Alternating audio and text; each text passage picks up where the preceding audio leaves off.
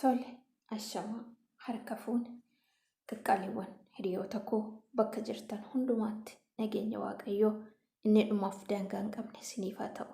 Jirtu ani jira. Galata waaqaa isinillee bakka jirtanitti baga jiraattanii waaqni inni nu jiraachisee inni nu eege haa galatoomachaa.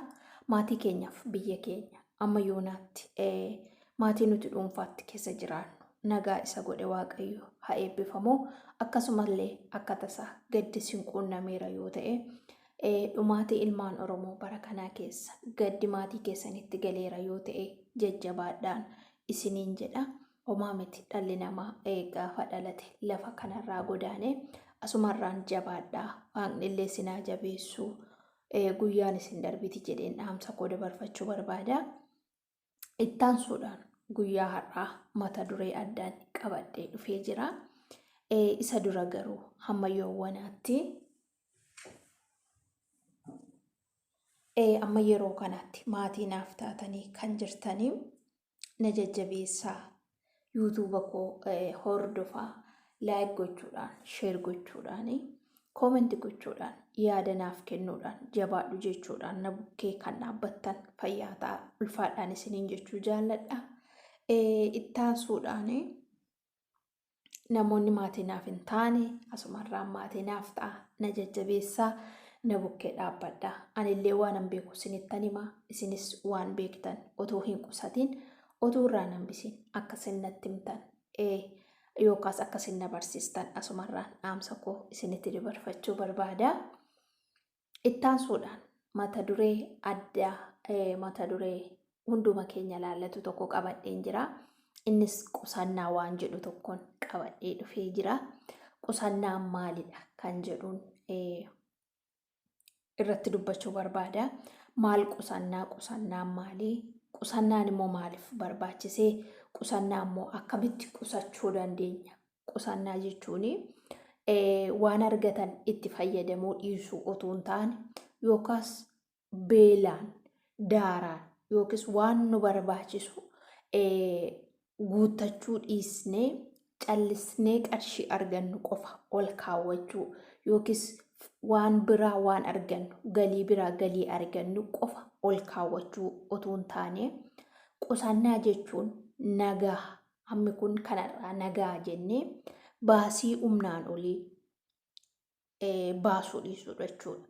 Baasii itti karoorfatanii baasuu, waan argamutti karoora baafachuu, waan fedha hin qabaannetti, waan karoora hin qabaannetti hiriyaa ofii ilaalanii yookiis maatii nama bukkee jiru maatii ormaa ilaalanii gola ormaa ilaalanii waan ittiin karoorfanne tokko keessa dhaqanii gaafa baasan gaafa itti galan wanti sun baasii jedhamee mul'ata jechuudha yookiis baasii ta'ee argama. Yeroo baay'ee baasiin kallattiidhaanis namatti dhufa, al kallattiidhaanis namatti dhufa. Gaafan kana jedhu fakkeenyaaf amma qusannaa waan jedhamu kana waanan sinii qabadhee dhufe tokko manumaan keessa jiru keessattan argee mata duree kana yaada koo keessa dhufee jennaananii sinii qabadhee dhufe. Dhalli namaa waan arguurraa hin barata, waan arguurraa hubannoo hin fudhata. Muuxannoo hubannoo waanuma arginuuf waanuma dhageenyurraatidha kan nuti fudhannu jechuudha. Mata duree kana natti dhaga'ame maatiin bira jirutu waggaa 2 dura otoo koronaan hin dhufiini akkaataa isaan itti jiraatantu baay'ee dhumaan na ajaa'ibe. Kan isaan itti fayyadamanirra kan isaan baasanii gatanii fi kan isaan baasanii gannaqantu dachaadha jechuudha. Fakkeenyaaf nyaanni kaleessa mana kanatti nyaatame har'a deebi'ee hin nyaatamu. Uffanni kaleessa guyyaa tokkotti uffatame achumarraan bakka miicaa deema. Bakka wanti argamu hundumtuu seeftii eeggachuun waan humnaa ol ta'e jechuudha. Fakkeenyaaf nyaanni kaleessa irraa nyaatame gonkumaa har'a deebi'ame hin nyaatamu. Yoo nyaanni sun deebi'ee lammaffaa dhiyaate illee guyyaa 2 booddee hin gannaa. Gateen fakkeenyaaf yeroo baay'ee kan hojii hojjetu anuma waan ta'eef nyaatan kaleessa isaaniif dhiyeesse har'a akka tasaa yoon isaaniif dhiyeesse hin nyaatanii Ani yoon ofii koodhaa nyaadhee waan na barbaachisu waan irraa hafee ol deebisee hin kaawwachuudha. Gadi baaseen gad naqa. Baay'ee itti yeroon gaafan taa'ee itti yaadu haala yeroo sanaa ilaalee ajabna jechisiisa. Dhalli namaa borii naquun nama kun jedhee yaaduu dhiisuu danda'a. Garuu ogeessi immoo har'a qaba jedhee facaasuu yoo dhiise, har'a qaba jedhee baasee gadi naquu yoo dhiise, bor maaltu na mudataa laata yoo jedhee taa'ee itti yaade borii isaa balaarraa oolchuu danda'a. Jecha harmee koo tokko yaadadha yeroo baay'ee jechuudha. Maal jettee na gorsiti? Baadiyyaadha biyya keenyatti midhaan gosa hundumaa gootaraa jenna yookiis gombisaa jenna afaan naannoo keenyaatti. Tariisin gumbiitti fayyadamuu dandeessu. Wantoota biraatti midhaan kan naqatan qabaachuu dandeessu. Maallaan jetti seetanii boqqolloo fakkeenyaa fi naannaan keenya kan inni ittiin beekamu oomisha boqqollootiinidha. Irra caalaa jechuudha. Boqqolloo gaafa gombisaa yookaas gootaraa sana seennee fuunu boqqolloo gurguddaa yeroo baay'ee maraxee keessaa filadheetanii boqqolloo gurguddaa yoo gabaadhaaf ta'es yoo nyaataaf waan qophaa'uuf ta'es boqqolloo gurguddaa isaan keessaa fileetanii gombisaa keessaa fuudhee bu'a. Daf dhaqiitii isa fidee kana gombisaatti deebisiitii dhaqii keessaa filiitii xixiqqoosaa falfali yookiis immoo dhayinaan jetti haati koo. Maaliif barbaachisee gaafan jedhuun dhufa qacqacu malee dhuma hin qacqacanii naan jetti. Jechi kun baay'ee jecha sammuu koo keessatti seef ta'edha jechuudha. Akkuman yaadetti utuu ani gurguddaa sana itti fayyadamee dha'ee maal jedhee ariifadhee hojjedheeti dhumni waggaa tarii midhaan sun akkas ta'uu dhiisuu danda'a jechuudha.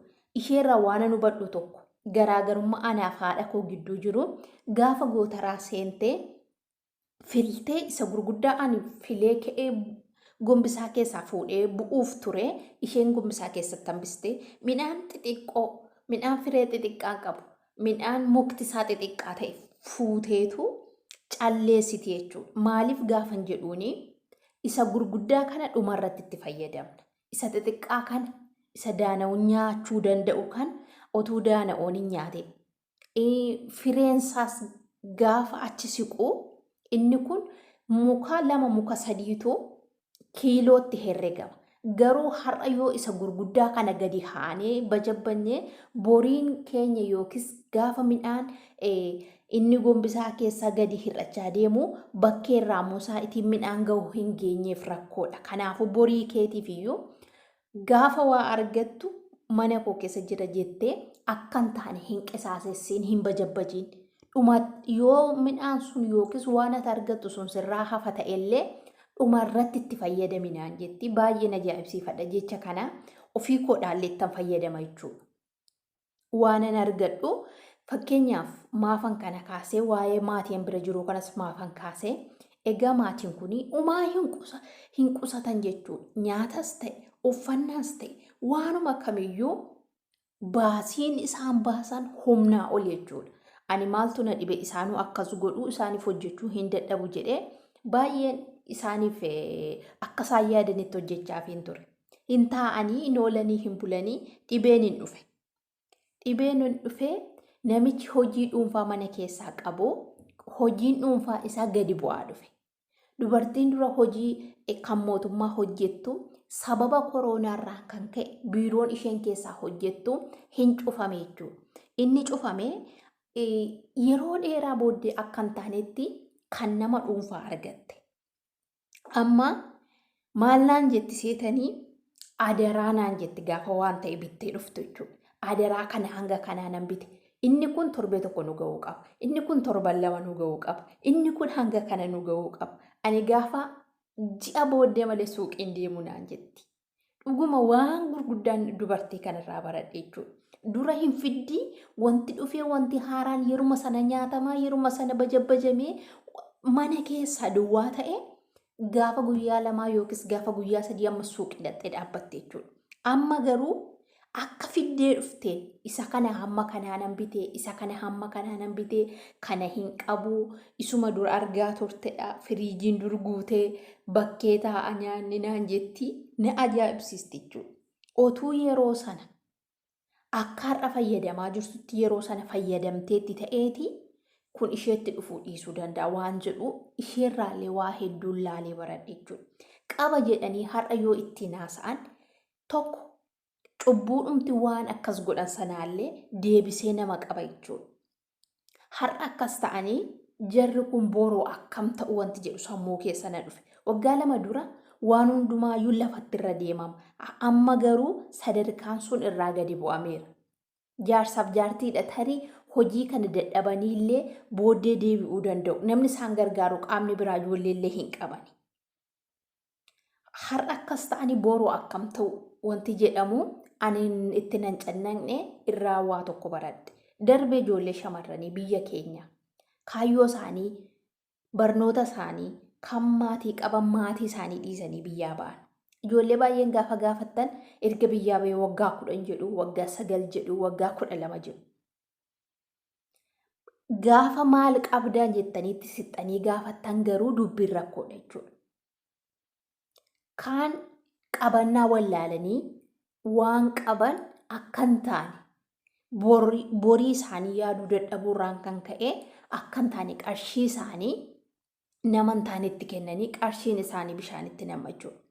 Kaan immoo goyyoomfamanii waa bitachuu irratti amma fakkeenyaaf anaan akka dhuunfaa kootti wanti cimaan na quunnameera. Haa ta'u jedheen bira darbe jechuudha. Gaafa biyya Arabaa kana taa'anii yaadanii waa baay'eetu namaa gala. Qaamni biraanillee karaa barbaadee dhufee nama miidhu ittiin barbaada. Fakkeenyaaf namni ani isan beekne namni na beeku tokko tooftaan irratti hojjete kana bitadhu naan jedhee waan sun waan kan isaan taane tooftaa godhee natti gurguree qarshii waggaa 2 namni na balleessisiisee jira jechuudha. Anaan garuu wantan godhu tokkollee utuu du'a ta'eeyyuu hanguma kana miti jedhee dhiisee dogoggorrichis ana biraa miti maatii koo biraallee miti namni sun akkam biyya Arabaa jiru baree tooftaan irratti hojjetee qarshii ana waggaa 2 hojjetadhee bishaanitti na jalaa naqsiiseera jechuudha. Maal siniin jechuuf hin jedhee kun wantan utuun eeginna irratti ta'edha. Ijoolleen tokko immoo keessumaa yeroo ammaa sooshaal miidiyaa irratti ol ba'uudhaan isheen sun kana dibatteetti chaappistikiin nafuu lippistikiin nafuu of baxaxanii isa mana keessaa dubartoota Arabaarraa arganii isa laalanii jechuudha. Akkasumas namoota biyya gurguddatan keessa jiran qarshiillee humna ol yookiis qarshii gaallee argatan ilaalaniitu ijoollee baay'een jireenya isaanii balleessaa jiru. Baasii humnaan olii kan manaa baaniif saayitii kana nuti jaallannus jibbinus hojjettuu mana namaati. Hojjettuu mana namaa hamma taanee jirutti gadoof qabu yeroon akkas jedhu miira keenya gadajjeesuu otoo hin taane bakka kanatti miidhaginni nun barbaachisuu miti. Uffannee gadi ba'anii bareeduun nun barbaachisuu miti. Bakka itti nu barbaachisu qaba. Tokkoof tokko kan nuti manaa baane mana namaa keessatti hojjennee waa argannaan. Mana namaa keessa taa'anii immoo otuu akkam nyaatanii naman gammachiisu. Otuu akkam uffatanii naman gammachiisu. Amma mana namaa keessa taa'anii faashina hordofan akka mataa kootti waan argatan birrii 1 birrii 2 ol kaawwatanii waan manaa baaniifiyyuu waluu namaaf hin qixxaatu otuu walan qixxeeffadhanii. Ana qofaadha ta'ee namoonni kan biroon illee akka kana ta'ee hin beeku. Inni kun biyyuma lafaati. Biyya lafaa keessatti wanti kamiyyuu wal namaaf hin qixxaatu. Ija itti wal qixxeeti yoo ilaallatan malee naa guuteera yoo jedhan malee otuu waggaa miliyoona namaa kennama ta'e waggaa miliyoona keessattuu biyya lafaa kana hin guuttatan. Garuu waggaa tokko keessattiyyuu sammuu ofii jijjiirratanii yoo ilaalan naga'a yoo jedhan nama ga'a. Nan ga'u yoo jedhan immoo nama hin ga'u. Otuu biyya ofiitti deebi'anii bareedanii otuu biyya ofiitti deebi'anii waan asitti qisaasessan kana hiriyaa isaaniillee arganii gadi ba'anii maatii isaanii wajjin illee nyaatanii dhuganii otuu bareedaniiti akka kootti gaariidha jechuudha. Ijoollee baay'ee maafan fakkeenya isinii fudhadhee biyyaa bahuu isaanii ilaalu malee wanti isaan qaban waan isaan horiirra oolfatanii jiran muraasa jechuudha. Baay'een isaanii gadi ba'anii faashina dibannaa adda addaa hiriyoota isaanii ilaaluudhaan namoota kan biroo ilaaluudhaanii waan argatan qisaasessu jechuudha. Inni kun immoo akka mataa kootti waan barbaachisaa miti. Isinillee waan karoorfattan tokko waan ilaaltanii manaa baatan tokko hamma fiixaan baafattanitti wanti yeroo kana keessa jechuudha. Qusannaa kallattiidhaan utuu hin taane yookiin baasii kallattiidhaan utuu hin taane al kallattiidhaanidha kan inni nutti baay'atu. Utuu hin beekinidha. Namoonni sababa nutti ta'uudhaan, maatiin sababa nutti ta'uudhaan, hiriyaa nuti jaallannu sababa nutti ta'uudhaan baasii humnaa olii nutti ta'u. Garuu hamma danda'ame utuu waan argannu seef godhanne borgallee gatii humna keenyaa, gatii dadhabbii keenyaa waggaa muraasallee haa taatu itti gammannee uffeetti jechuudhaaf jirra. Yoo har'a qoxxomne jechuudha. Waan argannu sana yoo karooratti goone baasii keenyaa fi galii keenya wal bukkee qabne yoo madaalle. Nuti hojjetoota mootummaa miti gaafa mana madamootaa keessa gadi baane irraa kaanee waan nuti argannu sun dhaabbata jechuudha. Meeqas nyaanne, 50 nyaanne, 20 nyaanne, 10 nyaanne gaafa mana isaaniitti gadi baane irraa kaasnee waan nuti nyaachaa turre sun hin dhaabbata jechuudha. Kanaaf tokkoof tokko waan nuti har'a hojjetannu waan nuti har'a ol kaawwannutu nu fayyada. Kanaaf isinillee borii keessaniif jecha maatii koo boru maaltu quunnama laata? Anoo maaltu quunnama laata? Hamma kana mana Oromaa keessatti gubadhe utuun baradheera ta'e yoona eessan jira laata? Utuun gaa'ila qabadheera ta'e gaa'ila koo keessatti ani ijoollee meeqa godhadheera laata jennee sammuu keenya fageessinee akka yaadu gochuun dirqama koof dirqama keessanidha. Biyyaa bahuu qofti ishee dhumti deemteef deemuu qofti gahaa hin ta'u akka kootti jechuudha. So kanaaf galii keenya tilmaamuun baasii keenya tilmaamuun dirqama keessanidha. Dirqama kootan isiniin jedha. Ayyaanaan wal qabateen gorsa kana isinii dhaamaa ulfaadhaa fayyaa ta'a galatoomaa kabaja. Baay'ee tokkoon isin galateeffadha. Egaa ayyaana kanaan qabattanii hiriyaan koo bakka akkasiitti na waamti. Warri bakkee baatan xalaba baatan faasonii baasii humnaa olii akka hin baafneen isiniin jedha. Ayyaanni dhufeera. Ayyaana waggaatti malee deebi'ee na rukuu jettanii baasii humna keessanii oliitti hin galiinaa. Biyya ormaa jirtu waan argattan qoxxobadhaa. Waan isinitti kennan nyaadhaa. Waan isinitti kennan uffadhaa. Nagaadhaan biyya keessanitti galaatii bareedaa maatii keessanitti galaatii bareedaan dhaamsa kooti. Hamma yeroo kanaatti warri na dhaggeeffattan immoo share, like, comment, subscribe gochuudhaan na hordofaa ammallee na jajjabeessaan isiniin jedhaa.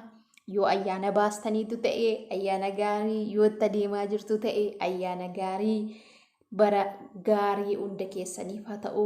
Bara haaraatti adeemaa jirru kana Waaqayyo bara nagaa, baratti ilmi Oromoo bu'uu fi gaddu, baratti xumuraanuuf haa ta'uun isiniin jedhaa. Maatiin keenya haa gammadu, biyyi keenya illee haa gammadu. Ulfaadhaa fayyaa ta'a. Guddaa galatoomaa. Sinan jaalladha, sinan kabaja. Nagaadhaan naaf turaan isiniin jedha.